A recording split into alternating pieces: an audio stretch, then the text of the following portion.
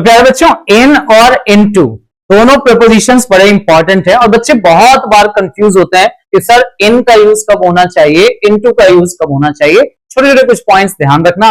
मोटा मोटा दोनों का मतलब होता है में, चाहे इन आप बोलो या इनटू आप बोलो, हिंदी मीनिंग लगभग एक जैसा आता है, तो मीनिंग से तो फर्क नहीं पड़ने वाला।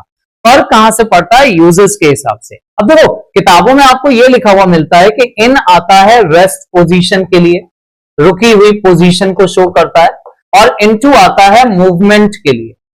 केवल इतना पढ़ के ना प्रॉब्लम सॉल्व हमारी नहीं होती, क्योंकि जब आप बोलते हैं ना birds fly in the sky, तो फ्लाई करने में भी मूवमेंट होता है, बट इन क्यों आता है, फिर इनटू क्यों नहीं आता? Children are swimming in the river होता है, स्विमिंग करने में भी तो मूवमेंट है। उसका सीधा सा आंसर ये है कि सिर्फ रेस्ट पोजीशन इंपॉर्टेंट नहीं है, मूवमेंट भी हो चलेगा, लेकिन सेम पोजीशन या सेम मीडियम जब तक रहेगा तब तक आप प्रेपोजिशन इन का यूज करोगे। सेम पोजीशन या सेम मीडियम का मतलब क्या है? आप किसी कमरे के अंदर हैं, अब उस कमरे के अंदर आप जितना भी चल लो, टहल लो या दौड़ लो, रहोगे तो आप कमरे के अंदर ही। क्या हमारी पोजीशन चेंज हुई? पोजीशन का मतलब पहले भी कमरे के अंदर थे, अभी भी कमरे के अंदर है, प्रपोजिशन इन।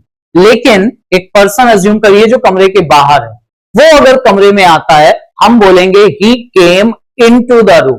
इनटू क्यों? क्योंकि मूवमेंट के साथ साथ जब चेंज आने लग जाए किस चीज में, पोजीशन में या मीडियम में, तब आप प्रेपोजिशन यूज करते हैं into. Children are swimming in the river, जितनी देर वो स्विम करेंगे नदी में ही रहेंगे, medium same. But he jumped into the river, person पहले बाहर था, अब नदी के अंदर, medium changed. Similarly, birds fly in the sky, same medium. The boy is running in the field. जितनी भी देर दौड़ेगा या खेलेगा, फील्ड में ही रहेगा। The players are stepping into the ground. Pavilion से जब मैदान में आते हैं तो stepping into the ground. Clear हो रहा है ये पॉइंट? इन और into बड़ा इंपॉर्टेंट डिफरेंस है ये।